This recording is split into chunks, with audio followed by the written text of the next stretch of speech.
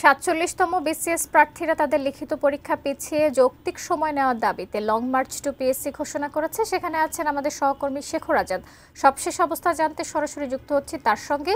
শেখর, যারা প্রার্থী রয়েছেন তাদের সঙ্গে কথা হয়েছে কিনা, তাদের দাবি দেওয়ার সম্পর্কে জানতে পেরেছেন কিনা জানাবেন। ৪০তম বিসিএস এর লিখিত পরীক্ষার যৌক্তিক সময়ের দাবিতে বিক্ষোভ চলছে। আমরা যুক্ত হয়েছি সরকারি কর্ম কমিশনের যে ফটক, সেই ফটক থেকে আপনারা দেখছেন যে ৪৭তম বিসিএসের যে লিখিত পরীক্ষার যে যৌক্তিক সময়, অর্থাৎ হচ্ছে গত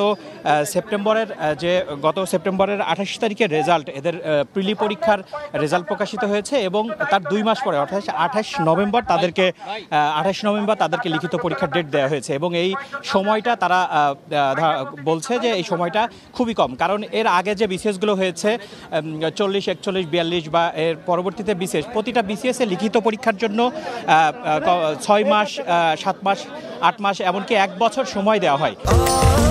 স্বাস্থ্যকর অল টাইম ফ্যামিলি কেক, সব সময় অল টাইম হেলদি লাইফ। কিন্তু এই লিখিত পরীক্ষার জন্য হচ্ছে শুধুমাত্র ২ মাস সময় দেওয়া হয়েছে।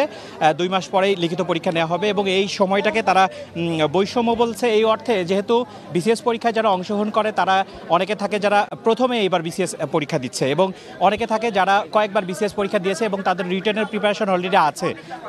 তো এই যে যারা এবার পরীক্ষা দেবে তাদের ব্যাপক বৈষম্য, যে আমাদের লিখিত পরীক্ষার জন্য আমাদের যৌক্তিক সময় দেওয়া হচ্ছে না। এই দাবিতে, যৌক্তিক সময়ের দাবিতে তারা বেশ কয়েকদিন যাবতীয় আন্দোলন করে আসছে। গত ৩ তারিখে তারা পিএসসির সামনে এসেছিল এবং পুলিশ তাদের লাঠিচার্জ করেছিল এবং হচ্ছে তাদেরকে সরিয়ে দিয়েছিল। তারা সেই সময় থেকেই তারা আন্দোলন করছে এবং হচ্ছে আজকেও তারা এসেছে পিএসসির সামনে। আপনারা দেখছেন যে প্রধান ফটকে তারা অবস্থান করেছে।